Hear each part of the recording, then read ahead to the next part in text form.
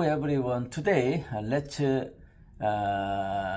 look into the chapter 20 of the book of Luke together. This chapter consists of several topics. First, the authority of Jesus questioned. Second, the parable of the tenants, paying taxes to Caesar, and the resurrection and marriage, and whose son is the Messiah, warning against the teachers of the law. Jesus was about to leave this world soon.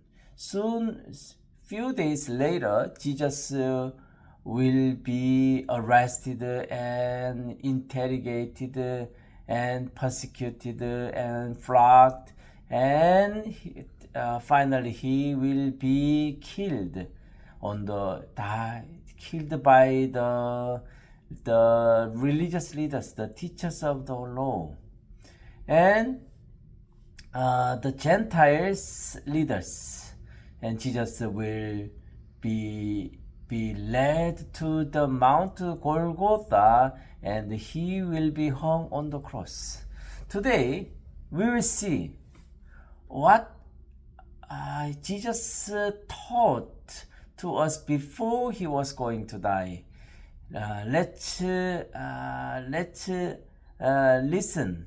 Let's listen to the words of Jesus very attentively. So, chapter 20, verse 1, the authority of Jesus questioned. One day, as Jesus was teaching the people in the temple courts,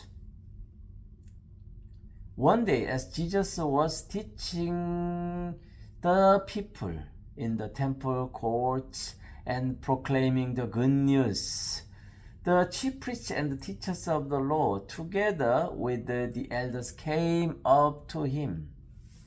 "Tell us by what authority you are doing these things," they said.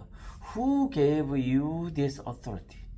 Verse 3, he replied, "I will also ask you a question. Tell me, John's baptism, was it from heaven or of a human being?" Here we can see the chief priests, the teachers of the law, and the elders were threatened by Jesus' presence.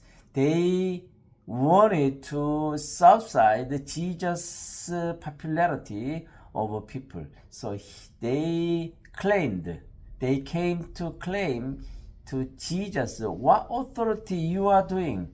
If you don't have any authority, you are going to be in troubles." So when they came and asked Jesus, Jesus questioned back about John's baptism, because John's baptism was very clear. It was from heaven, and people recognized that John's baptism definitely came from heaven. So we can see how they responded to Jesus' question. They discussed it among themselves and said, "If we say from heaven, he will ask, 'Why didn't you believe him?' But if we say of human origin, all the people will stone us, because they are persuaded that John was a prophet." So they answered, "We don't know where it was from." It was a very political answer. It was a lie. They hid the truth that even they knew John the Baptist came from heaven, but they politically answered, "We don't know where it was from." They were coward. They were coward. They were shameful. Jesus said, "Neither will I tell you by what authority I am doing these things. Neither will I tell you."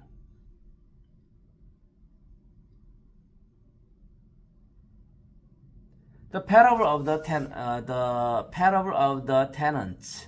He went on to tell the people this parable. A man planted a vineyard, rented it to some farmers, and went away for a long time. At harvest time, he sent a servant to the tenants, so they would give him. At harvest time, he sent a servant to the tenants, so they would give him some of the fruit of the vineyard. But the tenants beat him and sent him away empty-handed. 11. He sent another servant. He sent another servant, but that one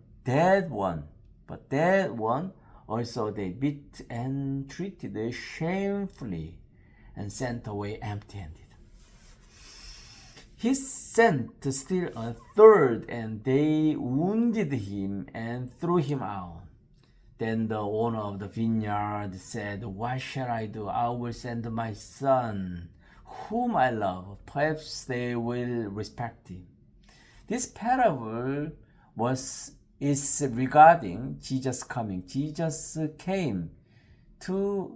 was sent to the tenant whom the owner dispensed. The owner entrusted the land to his servant, but attitude of the servant were really corrupted, and they ignored the desire of the owners. 14. But when the tenants saw him, they talked the matter over. "This is the heir," they said. "Let's kill him, and the inheritance will be ours." So they threw him out of the vineyard and killed him. What then will the owner of the vineyard do to them? He will come and kill those tenants and give the vineyard to others. When the people heard this, they said, "God forbid." Jesus looked directly at them and asked, "Then what is the meaning of that which is written? The stone the builder rejected has become the cornerstone. Everyone who falls on the stone will be broken to pieces. Anyone on whom it falls will be crushed." It is talking about Jesus Christ, who came into the world as the Messiah and Savior. He is the stone. The stone the builders rejected has become the cornerstone. Who is builders? Who is the cornerstone? Jesus is a cornerstone. The builders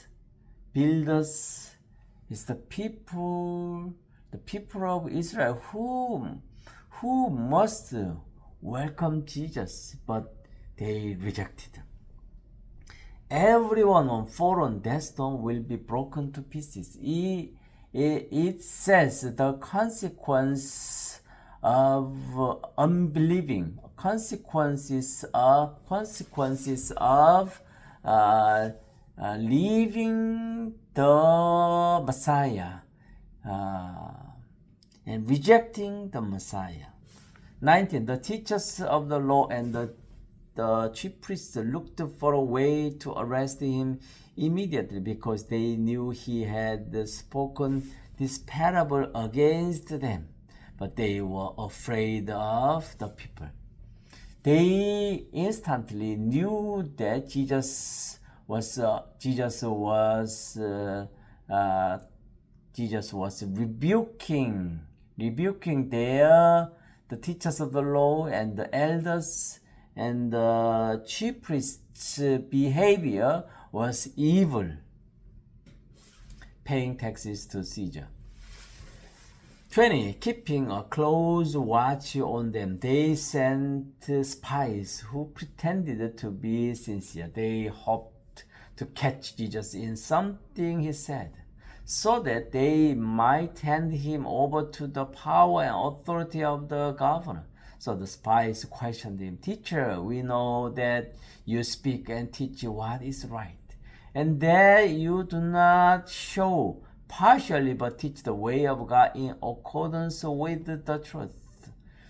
Somehow it sounds like a compliment, but this is not a compliment. This is a bait that they want to catch Jesus in his words against the Roman Empire. So this question was very critical, and they brought Jesus to answer about these questions. 23, he saw through their duplicity and said to them, Jesus already knew and said to them, Show me a denarius, whose image and inscription are on it. Caesar's, they replied. He said to them, Then give back to Caesar what is Caesar's, and to God what is God's.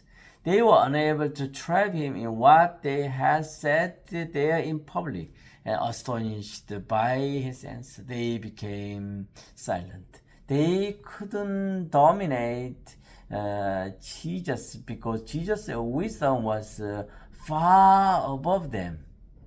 Jesus' answer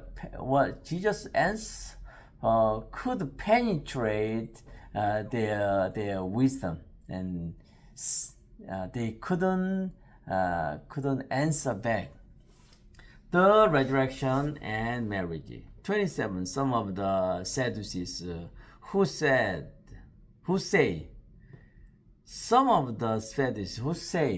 there is no resurrection came to Jesus with a question. Teacher, they said, Moses wrote for us that if a man's brother dies and leaves wife but no children, the man must marry the widow and raise the offspring for his brother. Now there were 7 brothers. The first one married a woman and died childless.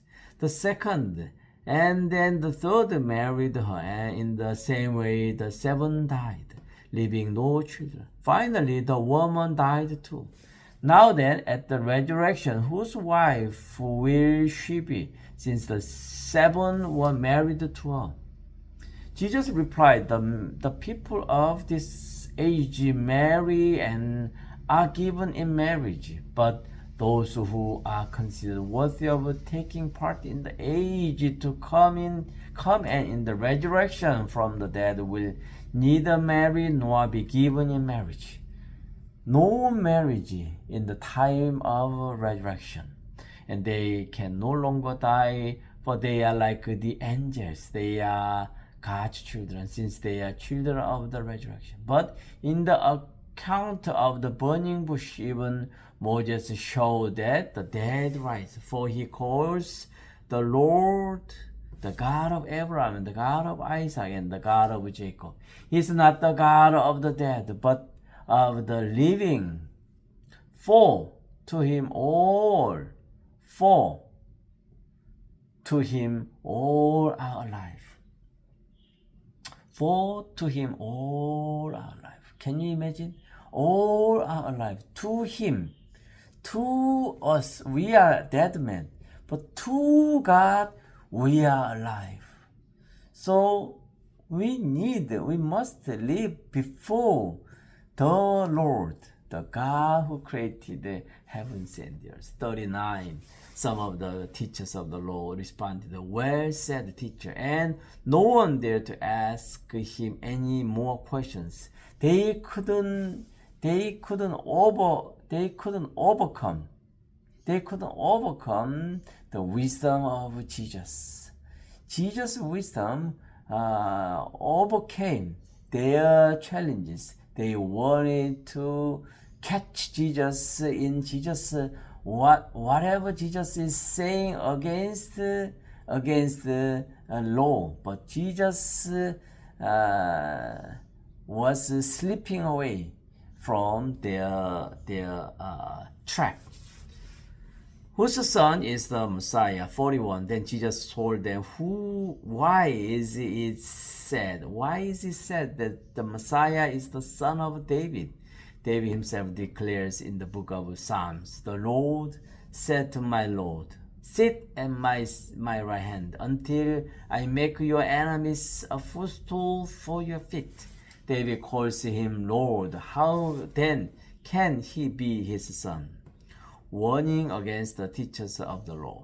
45. While all the people were listening, Jesus said to his disciples, beware of the teachers of the law. Beware of the teachers of the law. They like to walk around in flowing robes and love to be greeted with respect in the marketplace and have the most important seats in the synagogues and the places of honor at banquets. Jesus points out the leaders' malice, the malice of leaders, the hypocrisy of the leaders, the elders, the chief priests. These were hypocrites. They didn't live before God, but before eyes of people. 47. They devour widows' houses for a show, make lengthy prayers. This man will be punished most severely. This man will be punished. This man will be punished most severely. Will be punished most severely. This is Jesus' warning. Jesus' warning against the teachers of the law. We are also anyone who would be corrupted, who would live hypocritically, hypocritically,